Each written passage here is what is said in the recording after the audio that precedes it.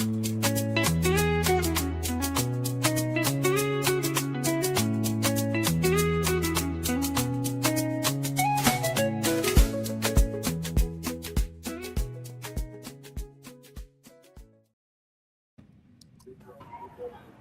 and welcome to Different Perspectives. I'm Paul Ndiho coming to you live from Washington. Accra is no longer just Ghana's capital. It's becoming a testing ground for Africa's digital future. From AI lessons in Twi, Iwi, and other languages, to students building robots for global competitions, to Ghana stepping up into the next generation of computing. This ambition is clear: build a workforce for an AI economy. But the risks are real, and job disruption, and equal access, and schools without labs. Tonight, we are asking a simple question: can Ghana become a creator of technology without leaving parts of its population behind? And joining me are three distinguished guests, people familiar with this technology and who are leading the way in shaping some of this future. Daniel Ameza Phillips of ScribeWorks, Bernard Ni Aji Akumulumu of Nikasomo Technologies, and Jonathan Kennedy Sowa of Innovators System Center. Gentlemen, welcome to Different Perspectives. Thank you very much, Mr. Paul. It's a pleasure to have you all for the first time. Maybe let's get into it. But before we get into it, let me just get a brief kind of intro from each one of you to tell us a little bit about what you do. Let's start with you, Daniel. Yeah, thank you very much, Paul. Daniel here. I'm the CEO of ScribbleWorks Publishing House, and at ScribbleWorks, our mission is to promote effective learning. We design innovative learning solutions for learners in Accra, Ghana, and some of it has to do with data analytics tools that help us to examine children, find areas of strength and weaknesses, and then tailor interventions for all those weaknesses to be solved. Thank you. How about you, Kennedy? Yeah, my name is Jonathan Kennedy, founder and CEO of Innovators System Center. We are Ghana's leading EdTech innovation hub that empowers the youth with industry-relevant skills in science, tech, engineering, and maths through robotics education. We have created a platform that allows students to build and program robots virtually without having access to physical robotics kits. And finally, to you, Bernard. Okay, so my name is Bernard Niajakulumo, CEO and CTO for Nikas Technologies. So back then, like in 2014, like came up with Nikas more. And what we do is that we build software for basic schools, basically to operate and also like give them content that is curriculum relevant, so that they can learn properly. So we also have tools for AI and other stuff that enables teachers to teach effectively. And so that's what we do at Nikasemo. So our software like power schools, content like power learners, and also our AI tools also power teachers to teach very effectively. That's what we do at Nikasemo. Okay, so gentlemen, Ghana has this ambitious plan to train 350,000 younger coders each year and build an AI-powered society by 2033. Is your country betting on innovation to drive the future of its economy? Maybe, how about we start with you, Bernard? Weigh in. Okay, so for me, I think that the AI is the future, and then any country that wants to relevance in the future has to know how to use like these tools to basically build and scale. AI, like for our experience, we have built tool for teachers that that like help them to create lesson plans. Usually, at first, it takes them about 3 hours to create lesson plan. But with our tools, it takes them just a minute to do that. And that means that means that teachers have all the time to now actually prepare and then teach learners as against wasting time to plan lessons. And so I think that every so, this is just like one use case.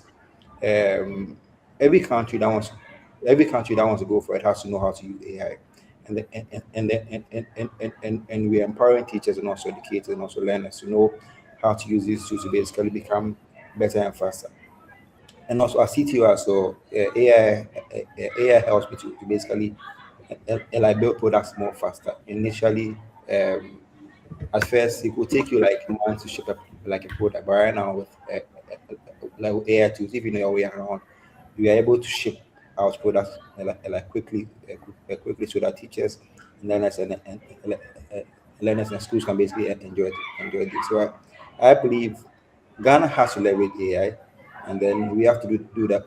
We have to do that by building tools that empower learners and teachers and also schools, because once learners are equipped, they are the ones that are coming to build the future. So we have to build it, and so you have to give them the tools that can help them to basically build the future. So like Ghana is there, and then we are doing all it takes to ensure that the right tools are built to help them to leverage AI to basically how do you call it, get to a point where they are creating great value out of it. Mhm. Daniel, you are at the center of this transformation. You are helping young people. You have created jobs for a lot of young people. How about you? What are your thoughts on this program?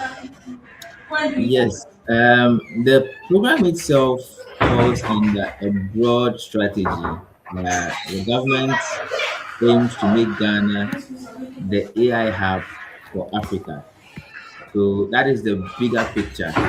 And in doing this, there are several components that we have identified. One of it is the people, the workforce that is going to drive this AI agenda. And that is where you see the 1 million coders, which they have divided into yearly targets. And in fact, AI, as we enjoy today, is based upon a lot of layers. So we need the human capital to drive it, people who are going to build solutions with it. It also comes with some responsibility. So if you look at data protection, the data that is being collected, how is it being going to be used? And so the training of this number of people is going to cover all these areas. So I think it's a step in the right direction. We need to get the people, the workforce that can integrate AI into our daily lives. Talk of things like education, health, finance, and all of that. So I think it's a step in the right direction. And the government has started some partnerships as we read uh, in pursuit of that. So we are enthused about it, and we think it's a step in the right direction. Yeah. Jonathan, you have been also like behind the scenes, going all over the country, trying to teach younger people about coding, about robotics. How does this program play into what you've been doing already?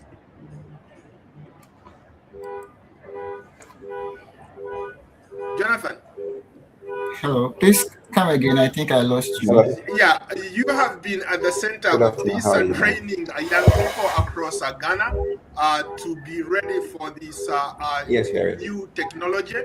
How does this initiative by the government help support what you've been doing already? Well, I that's a really good question. That's a Uh, really amazing question. So please, can you mute Bernard? I think. Hello, Jonathan. Yeah, hello. Can you hear me? Yeah, I can hear you. Please go ahead. Okay. Uh, Tell us about what you've been doing. I know you've been working very hard to train young people in areas of coding, robotics, and other things. How does this new initiative maybe help complement what you've been doing already? Okay, so with the 1 million coders program, it's more of it is the pipeline, the talent pipeline of the research agenda of the current government, right? In the Ghana AI strategy. So the 1 million coders is the We'll be free talent. on the call. It is broad. There is the data infrastructure, there is the ethical governance and stuff. But then the major thing is the pipeline, the talent pipeline, because if all these structures are put in place and there is no talent pipeline to, work things out, it will be useless. So I really admire that the government is working really hard on that. And the the current program is targeting, let's say, older youth, which is, let's say, from 18 years and above. But our focus as a startup is that why start when they are older, when you can build them from the foundational level. So we are focusing more on the foundation. So before the students get to the level where they have to take Cisco courses, Google courses, they have like solid understanding of what coding is, what data is itself, and what how to navigate a computer. That is what we do. And then I believe that once we get into that collaboration with the government, it will really push more and then make achieving the 1 million coders by 2028 very realistic. Uh, when I was doing research about this show, one of the things that intrigued me was I learned that Ghana is now teaching AI and coding in some local languages, especially with Google's support. Daniel, how do we make sure that, like, for example, the data that is collected in Ghana and when you connect that to the culture, can build Ghana's own intelligence data systems, not just foreign platforms? Or how important is learning some of these tools or learning some of these skills in the local languages? Yeah, I think the key word is for us to adapt. You see, the technology is there and is being developed, but in order for them to solve our peculiar set of problems, we need to adapt them and personalize them. So that is where it becomes useful. There are times where you use large language models like ChatGPT, Google Gemini, and the kind of information they give you, the generatively, there's a disparity. So you need to keep prompting it. So let me give you an example. If you ask for a school child, it may by default give you a white child, right? And it's because of the data sets that are used to train the models. They are quite skewed, right? So when we have localized content being used to train um, some of these models for us, it makes it more adaptable to us. We can relate better to it, and it wouldn't give. Some people take AI literally, like what it says is what they take in. So there's that gap. So if we don't localize it and use it to solve our own problems, then we will be living in a false paradigm where, I mean, the thing has been trained elsewhere, but the kind of output it is giving is not totally applicable here. So I think that is a good thing. I've seen some other edtechs actually using that they are training the models based on local languages and things like that, so that we can further personalize them and get the solutions close to last mile users. Yeah, that's what I would say about it. Jonathan, how important is training these young people to play with this technology, with these AI tools in the local languages? We've been dealing with a lot of young people, especially those who are in primary schools, secondary schools. How important is it to train them in their local languages? Yeah, it is. It is very critical because these are students now learning how to speak English, and most of the content are in English. Most of the content, adopted content, are in English. So if I am now trying to learn that language, and then you are bringing more advanced stuff for me to learn in that same language that I haven't mastered, it doesn't like really help, right? So teaching it in local language means like they already know that language, they understand it, and they are really like able to connect it to the things around them. And when the teachers are teaching them, they use things around them to interact, right? And then let them understand the relevance of what they are teaching. So local language teaching kids in using the local languages is very critical, because these kids are now about to learn their English. So when oh, my lost, can you hear me? Okay, but Bernard, maybe pick it up. How important is learning some of these new skills in the local languages? Yeah, so in my experience, last year we visited Asante Akim, like somewhere in the somewhere in the Ashanti region, and then we interacted with learners from between ages 6 to 15 years. You guys realize that like younger ones, they didn't understand English at all, and so we had to use a local dialect to now explain to them the concept, and then we saw that like once you use like local language to explain to them, they they easily they easily understand the concept very simple. So I think that the government trying to how they call it, utilize leverage AI so that AI is able to understand a language so that learners are able to interact with it, especially via voice.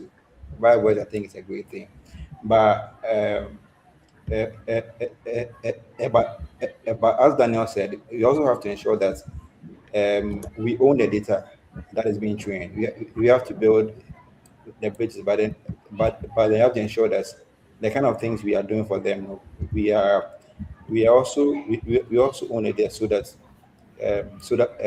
in case we are trying to switch to, let's say, like a different provider, because um, um, there are going to be so many providers. Right now, we have OpenAI, we have Claude, how do you call this, Gemini. But then I believe there will be there's going to be like so many providers. So if you lock yourself into just one provider, that means that you are stuck. And so we have to ensure that, like, in as much as we are doing that, we have to ensure that we own our data, and also so that we can also easily migrate to other places. And also, I don't think that the government should also focus on just like just one partner. They have to focus on like how we can build like partners across the spectrum. So that is one thing that is what I'm thinking. Local languages for learning is great, but then again, too, we have to ensure that the models you are training um, shouldn't be locked to just one platform. We should own the data in a way that we are easily able to move across various companies once you figure out that, let's say, something isn't working out well for us. So that is what I'm sharing on that. In fact, Bernard, you bring up a very good point. When I started like really getting into this AI space, one of my concerns was the simple fact that almost all the tools that were out there was nothing that sounded like me or reflected me as a Black person. I like the fact that you all agree that yes, teaching some of these, like for example, these technologies in the local languages is a good thing. But going back to the point that I made, uh, to what extent can that really help empower these young people? Because as we know, most of these models that are out there, the language of instruction is not any of these local languages.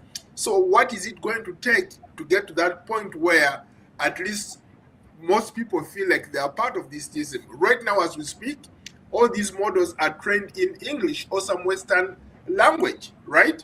So for you guys who are in that space, how do you think this can be overcome?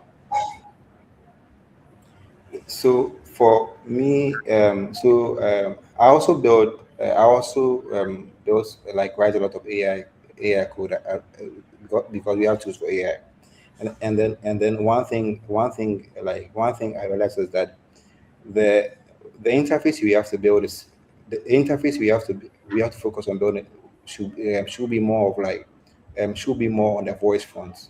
So we have to skip the text and then move to voice, because for example, let's say a child in basic one, and let's say Agogo. They don't understand Chi, but then they can't speak English, but then they can fluently explain. Let's say the problem in Chi. The AI should be able to understand the thing audibly, and then and then to be able to explain it back to them in Chi, not in English. And so that is and so for me, like, that is where I'm looking at when it comes to text to speech. Like, when it comes to text, the child doesn't like cannot speak English already, and so I don't think that they can't like they can't express themselves like in English you write, and so that means that but they can speak their local language, and so you have to leverage on the voice aspect, and the train like when it comes to training, training isn't so difficult because you're training models that are creating the same plan that are almost 100% perfect. But then the challenge now is the output. Like, how do I make a child that doesn't know how to speak English be able to communicate with AI, so that AI assists them? The key is voice and also video. And so how do we build that? Like, that's the front I'm looking at too. And so if the partner is going to help that, I mean, we are all for that. And we're also building ours as well. So let's see how that goes. Yeah, and Daniel. then I would like Oh, to okay, add go on ahead. to that. Okay, sure. So it's incredible because there's also a local startup called Akaya AI that have developed this local language AI. It's better than Google's own. So I recently saw that they've met with the Minister of Education, and I'm really hoping for a fruitful collaboration because that would really change the game for this teaching in local languages thing. Yeah. Yes, Uh, yes, yes, you, yes. you know, I was going to ask something along those lines. I was going to say that we are we not risking, let's say, if they just focus on like let's say two local languages, and yet you have so many other languages. How about for people who don't speak those two local, let's say Twi and Iwi, uh, and there are other people who speak different languages. So doesn't the country or any of these players risk leaving a lot of people behind if they're trying to do local languages? Why not expand it? Why just focus on a few local languages that are only spoken by a significant number of the population? Maybe Daniel, you can weigh in as well. Yes, I'd like to piggyback this off of Kennedy's answer. And last time I checked, Kaya AI has about 11 local languages. I think they are focusing on languages that are widely spoken. And it's still an ongoing project. So it translates. You can write something in English and then it will either um, mention it in Hausa, Ewe, and so on and so forth. So it's actually ongoing, and I think the languages are increasing by the day. So it's a step in the right direction. English is our official language in Ghana, so every school teaches English, right? But at the foundational stages, where children are speaking their L1 the mother tongue at home, when they come to school, and it's like that the language of instruction is different from their tongue at home. So they have to be doing that kind of translation, right? So with solutions like this, the Choir AI, it makes it easier for teachers, learners, and even parents. Okay, translate some of these things. Maybe a child has learned a concept in English, and what is its local corresponding term. It will help them to pick it up. So it's an ongoing thing. We are not there yet, but there's been a very good progress. So I think currently in Ghana, there's a policy that supports that children, I think from grade three below, should be instructed in their local languages. So depending on the region you find yourself in, the local language that is spoken there could be used as a medium of instruction. So some of these AI tools also come to help, because there are cases you have teachers who maybe from one region and have been transferred to another region, and then the language still becomes a barrier.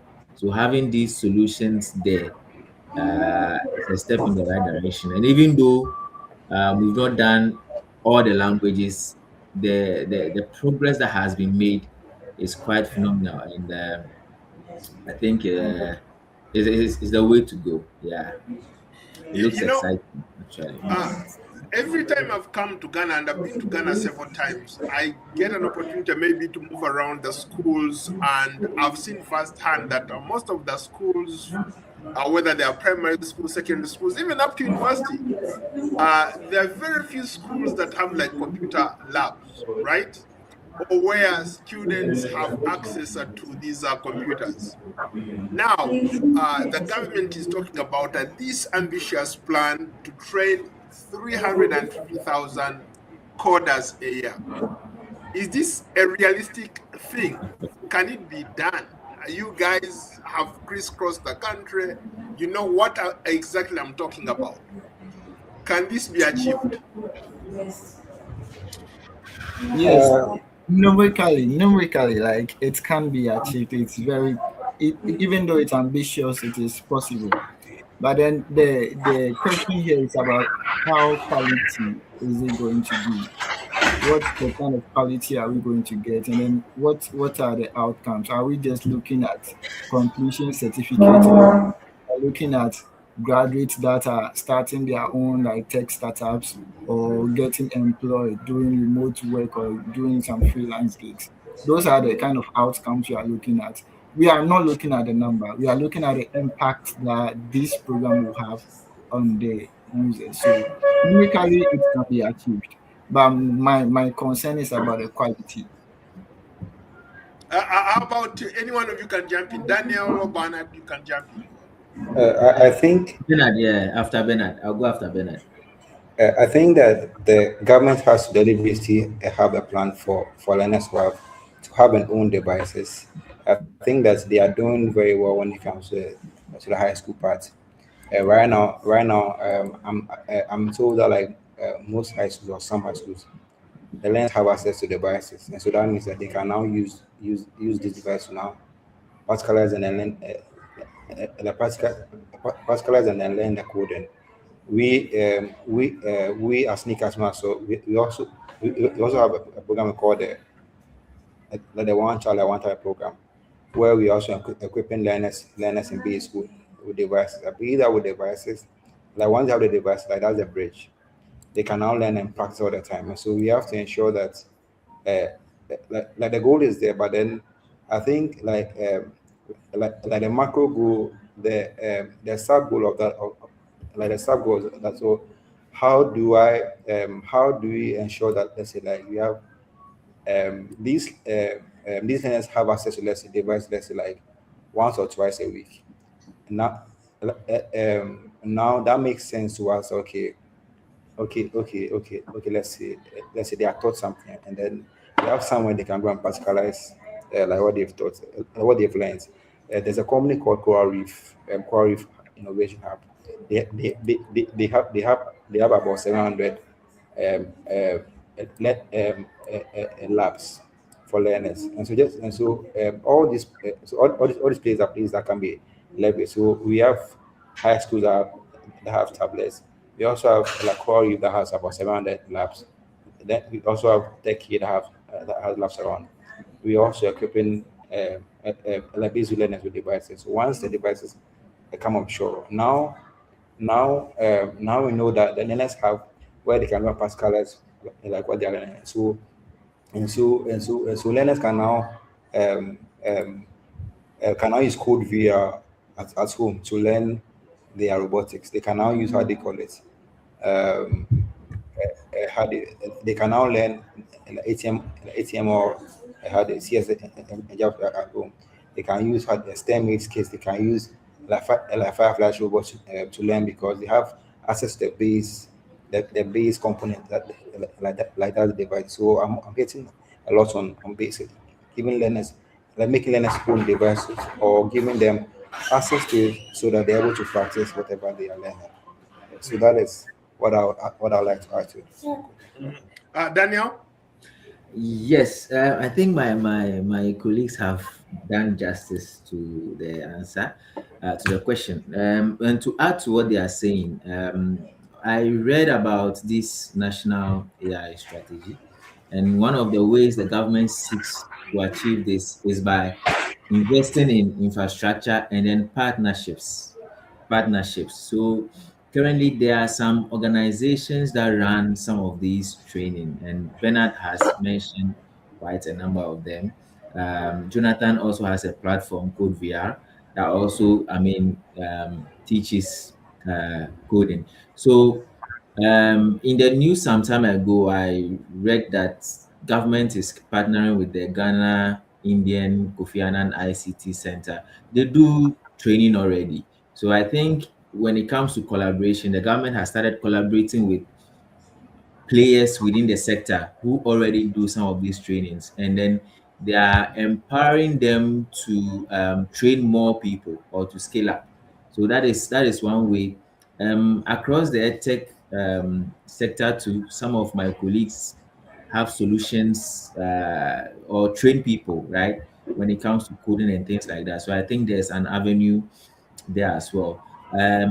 But from what I'm seeing, most of these people are going to be people right from senior high school to the university level, because our universities alone are educating thousands of people, right? Some are also university graduates who have completed and they might not have landed a job yet. So all these people are candidates that are liable.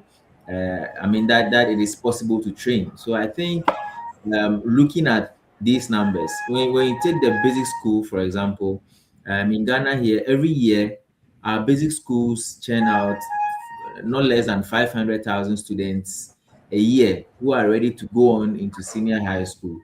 So I think that the number 350,000 per year is very possible with the right kind of collaboration. Yes, and then the infrastructure and the support that goes into, because Ghana is a youthful country, and then you might not know. I may also take up one of the courses if I find them interesting. Something like cybersecurity. I'll be happy to do something like that. So maybe on call we even have one here. So it's left with about 349,000 somewhere. Yeah. Yeah, you all bring up a very good point, sir. So from where I stand, I see a possibility of you guys are collaborating with this government program. Since you're already in that space, and therefore it's a natural thing for you guys maybe to tap into some of those resources. Has like anyone from government reached out to you guys, because you guys have been at the center of this, to see how you can collaborate, how you can teach some of these programs? Yes, right. We are currently in talks with some government agencies on how to utilize how students can utilize our platform, and then how to take it to the public school systems. A number of private schools are already using it, so and a number of public schools as well, but we want to mainstream it so that we embed it into the curriculum. Students are learning coding. What platform are they using? Do they have to use platforms, adopted platforms, or they have to use platforms created by their own, which provides much better support for them locally. So these are what we are. These are the kind of discussions we are having with these government agencies, and it's we are getting some green light. So hopefully we'll share more news soon with you as everything checks out. Daniel, let me come back to you. You talked about jobs. The UN and the World Economic Forum warn that reliance on AI could disrupt jobs in banking, in healthcare, in agriculture, all these office jobs that we've known. Maybe I want all of you to weigh in on this. How do we prepare the young people for that kind of work that doesn't exist, where we have to rely on AI, on other technologies to get that job done? Wow, that's a good one. There's a saying that AI won't take jobs of ordinary people. AI is going to take the job of people who are not using AI. So, if I am a program designer or a consultant, right, and I use I have an able assistant, right? But any other person working in my field who is a consultant and he or she is not using AI, then I have an advantage over the person. So if you look at this, the 1 million coders program, in fact, the overall national AI strategy, it has a component where it is looking at training current professionals with AI skills for their service delivery, governance, and so on and so forth. So it future proofs them and makes them, good candidates, because you either adapt or you are left behind. So I think it even falls right at the center of the discussion, because if the government is putting in resources to train people to catch up with this AI wave, it means they are not going to be left behind. And productivity is going to go high because people are going to use AI to develop faster. You see, making them very competitive, because it's like every task you give them, they have an enabled assistant or they have a special consultant with whom they are going to do consultations and bring out the work well. So if training goes into how to use AI, the ethics of it, right? The do's and the don'ts, and the governance around it, then we are better prepared to face the future. Yeah. I'm just curious. How are young people? How are you guys using AI and other AI tools as we speak? Or how are teenagers in Ghana using AI? Okay, so for the children, for those in basic school, most of them use it to answer their homework questions, and they are not using it very well, because the AI should be, like, just as Daniel said, it should be your assistant. It shouldn't be your teacher. So one of the ways I think that we have to come in is to build tools that can now um, help them to use the AI as assistants, like, rather than the AI doing the work for you. Because in my experience, with using AI, if you know if you know your work, like, uh, and then you understand it very well, you get to know that you have to guide the AI to do the work. The AI shouldn't do the work for you. So we have to teach those in junior high school and primary to do that. And the ones they're able to do, like develop the habits, like they go with it. So that is what I can say with those that like with the kids that I basically work with. I'm sure Kennedy and then Daniel have different takes on this as well. Yeah, personally, I've been using AI to plan my life. I've been using it to create frameworks. When I was traveling, I use it to create my itinerary. So I AI is very good, and then it has really made things easy. Things that I could have paid a traveling agent to do for me, I'm able to do myself. And then, I mean, like Bernard said earlier, we are able to ship product really fast. We can build MVP in less than a day, you know. So it has made our work easier, and then it has made us like really efficient with what we do. With students are, you know, students ask a lot of questions, so now they know that they have someone there that can answer all their questions, right, without holding back. So so they utilize AI a lot for that, and then they also use it.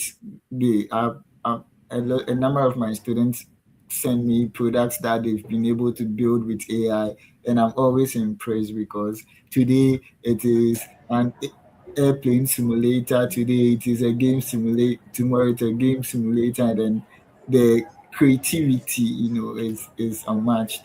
So I believe AI has a great impact on the students as well. Even though some of them use it for bad stuff, I'm glad that there is a moderation on AI now that you cannot prompt it to give you bad things, right? And I'm glad that the AI companies are really strict on that. So the AI overall is has been beneficial. Very good. Uh, Daniel, you want to weigh in as well?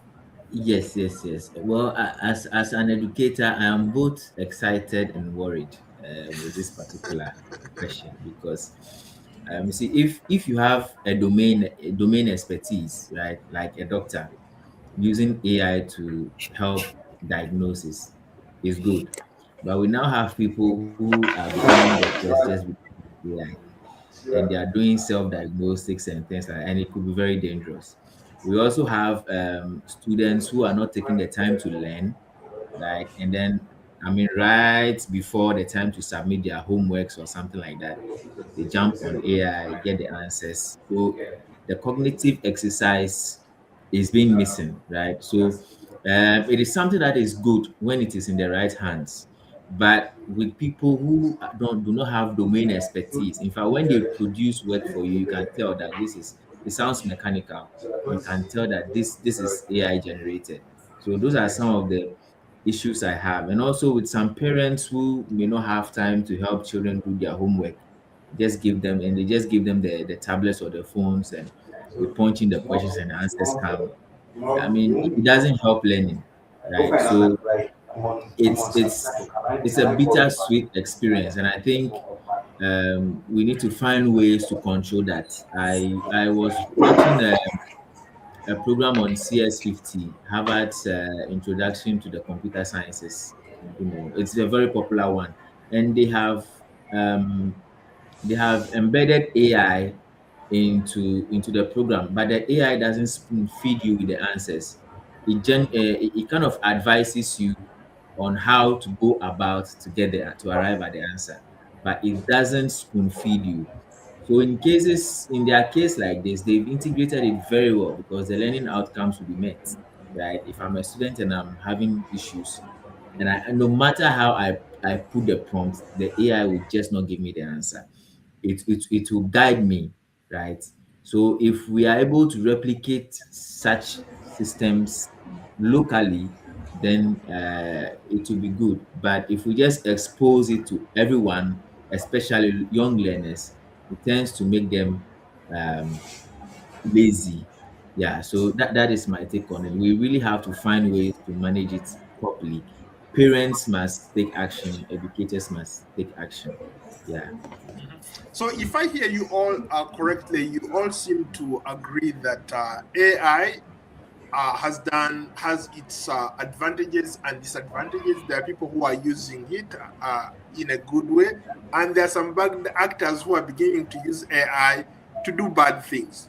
But at the same time, you all agree that there needs to be some kind of regulation to stop people from over relying on AI.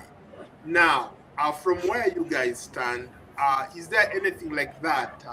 For example, has your government in Ghana come up with a simple basic rules of how people can engage with AI, how people can use some of these platforms? Are there any sort of like rules or laws or guidelines where people can use these tools freely without, doing the bad stuff?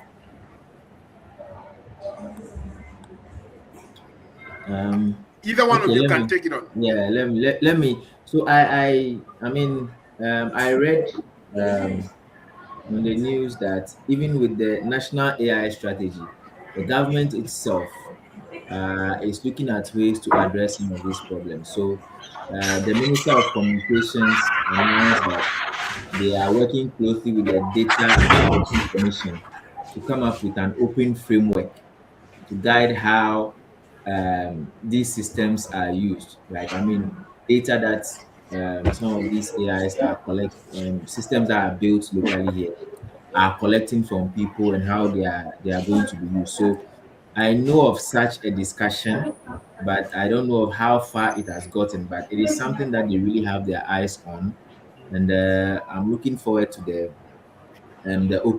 framework and how it looks like and what it means to startups like us and how we are going to implement such things in our products and services.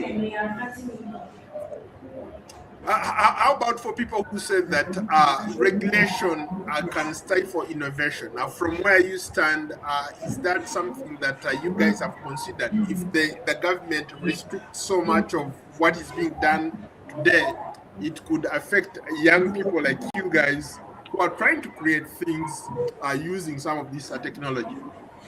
That's very true. So, and then I really appreciate that anytime there's going to be a regulation, the government invites stakeholders like ourselves to sit at the table to talk about how those regulations are going to affect us and then how best to go about it.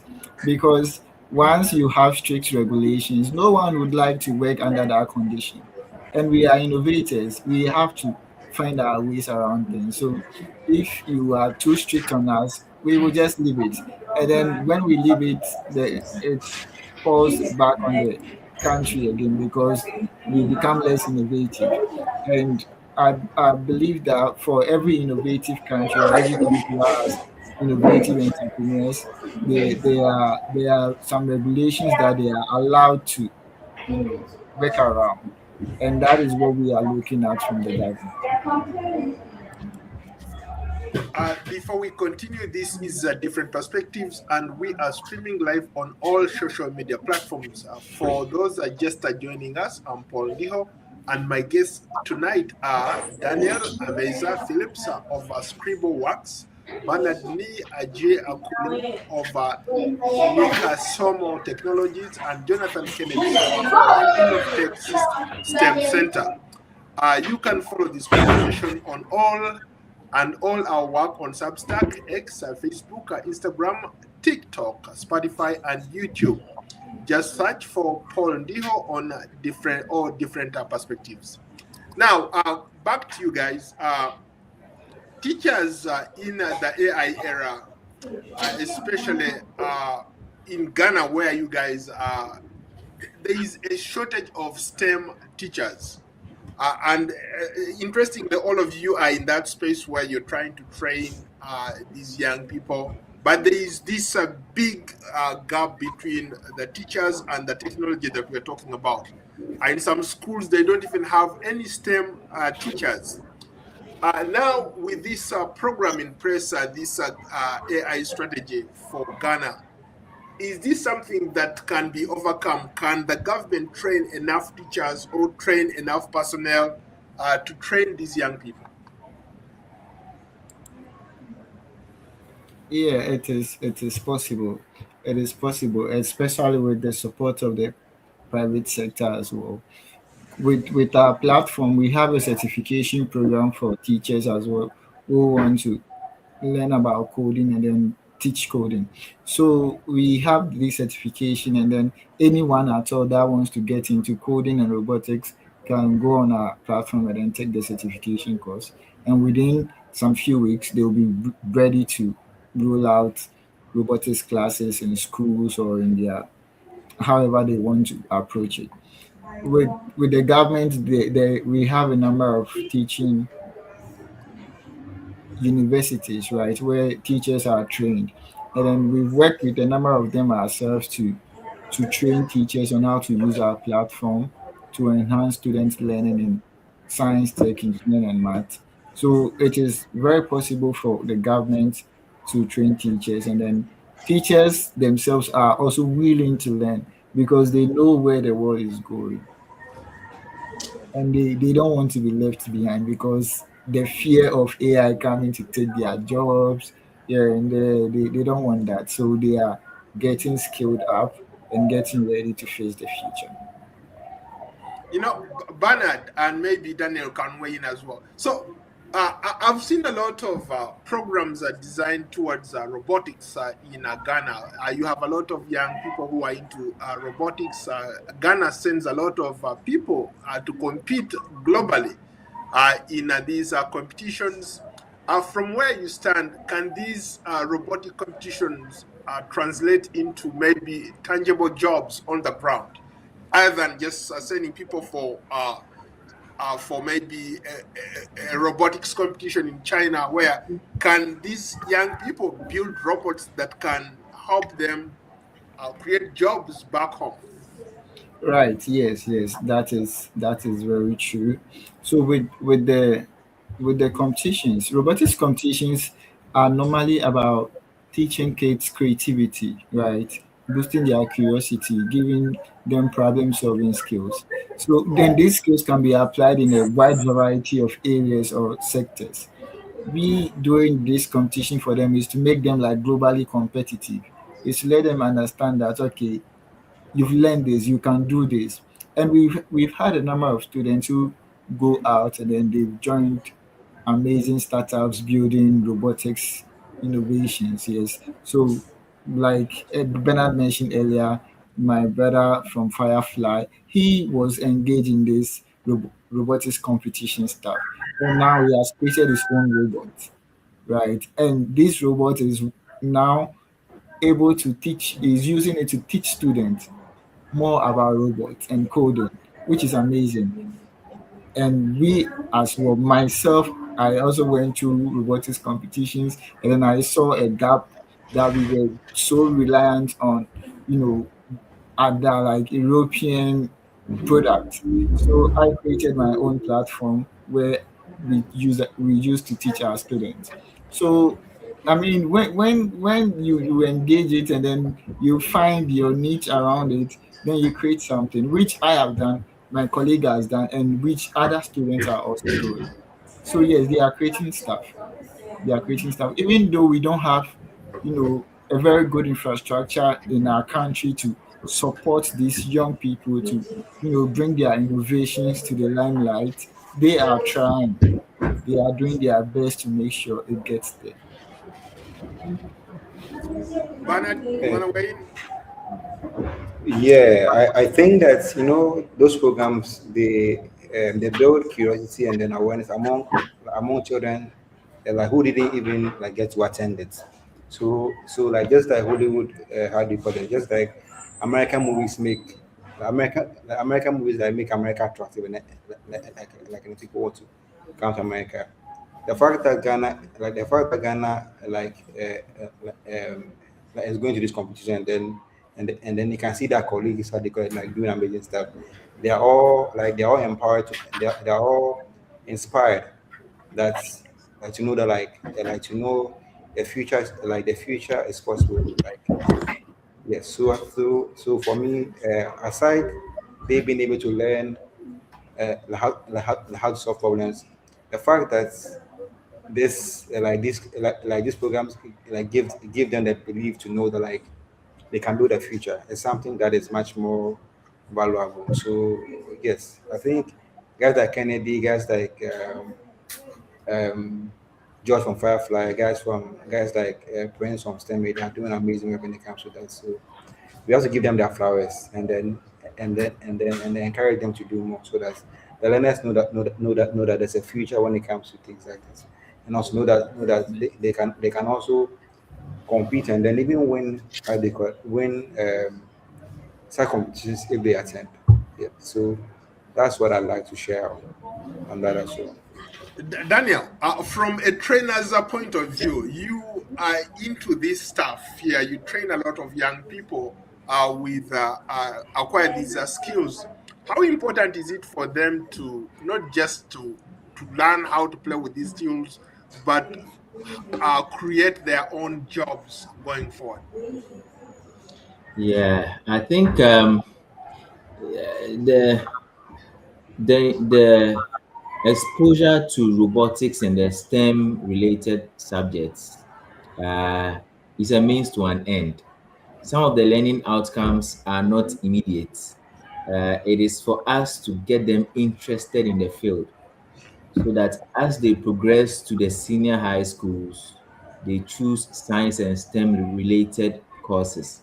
And then as they progress to the universities, we end up getting more engineers and scientists. And then from there, we will see that, oh, okay, the country now has lots of engineers, scientists who are able to solve our own problems. So from the basic school where they are being introduced, the learning outcome over there is more behavioral to get them interested, to like the subject, and to see the possibilities and abilities that come with the subject. So for a typical child who was doing robotics whilst they were in school, I mean, Kennedy has a very wonderful story around it where two children that he onboarded, because they developed the interest, their mother even started doing her postgraduate in an engineering field, because when the kids come home, the kind of things they do, so it's having a ripple effect. You get it. So I guess what we can do is that, Jonathan, if God gives us the grace and we are to meet here in the next few years, you can show some of the children who have gone through your robotics program, and probably they are now either learning engineering in the university, or they are working actively in engineering fields, or they are creating solutions. Yeah. So it's not all the programs that have an immediate effect, but once it arouses the interest and puts them on the path to start to play around with things, and be inquisitive about some of these things, then you're on the right track. In the next few, some of them may even become robotics teachers themselves. Right. Some of them may We have become a number of their them. own. Okay, so I think Kennedy has such an example. So that's what I would say about it. It's a movement. It's a movement. I So like that. So we are almost out of time, but I want to give you guys the last word. Going back to this uh, ambitious plan that your country has put forward. Uh, if this digital push succeeds, what should it mean for a child born today in Takoradi, in Tamale, in Accra, and maybe the remotest part of Ghana? I think it means that um, they can compete with the world, because I mean, like AI AI robotics and then coding is something that is like that is across the whole world. And so if the learners are now equipped to that level, that means that they can compete with kids who are in Silicon Valley, who are in New York, who are in how do you call it, the other countries, and then they can also create value as well. So that is very ambitious, and then we are all rooting for it to work. We as startups are doing our best to ensure that this thing comes to free, because the once it works, we know that we are creating learners that can compete boot to learners, to students, in countries that are more advanced than ours GDP wise. Okay, for me, success would mean there is more employment opportunities for the youth. Once they have the skills, they now look for employment opportunities. Part of me being in London is to also get partners who will be exporting our talents to, so that students can work remotely and then make money while they are schooling. So once the skill is there, it's very easy to, sell the talent outside, even if opportunities are not in the country. We know that we have the talent, we have the skills, we have the people. So what we have to look at is look for opportunities for them and then connect them to the opportunities. And another success would be that there will be more AI enabled local startups creating amazing startups that are solving problems in the community. So these, for me, these are what like success looks like with the 1 million coders program. Daniel, final word? Yeah, and for me, if a child is born somewhere in Takrady right now with this wave going on, it means three things. Number one, they are going to enjoy technology. I mean, all these 350,000 people are going to be working. Some will be creating companies, some will be just be offering services here and there. So they are going to be born in an era of technology where the people around them, the teachers, people around them, are tech savvy. Number two, it may also mean that either a parent of theirs or a close relative of theirs may be working in technology. It's also a way to earn foreign exchange. I think just last night or so, the government of Ghana exported some nurses to another country to go and offer, services. And some of these things, in tech, you can work across the border, even right remote working. So better living standards as well. There are times we have old fashioned traffic lights here that are not very intelligent, and I mean, but with some of these initiatives by the government, I'm definitely sure solutions are going to come up. Our traffic lights may be powered by AI, and they would better, a child will not spend too much time in traffic as opposed to our days, because definitely what we are learning, we are going to put them in practice. So the child there's no better time to be born than a child who is going to be born right now and will grow up in this wave. Thank you. Guys, a big thank you to you all. It's been an absolute pleasure to host you. Thank you. Thank you. Yeah, Thank you Thank you for for having hosting us. us. Thank right. you so much. Stick around for 1 second. Stick around for 1 second as I conclude the program. Okay, don't go away. Okay. Sure. Well, a big thank you to my guests tonight, Daniel Ameza Phillips of Scribble Works, Bernard Ni Aji Akolomo of Nikasomo Technologies, and Jonathan Kennedy Sowa of Innovatech STEM Center. We'll continue to monitor this ambitious plan Ghana has put in place. And to our viewers, a big thank you. And of course, don't forget to like, follow, and subscribe to me, Paul Ndiho, on Substack, X, TikTok, Facebook, Instagram, YouTube, and Spotify. I will see you on another episode of Different Perspectives. For now, so long from Washington. Thank you, guys. Stick around.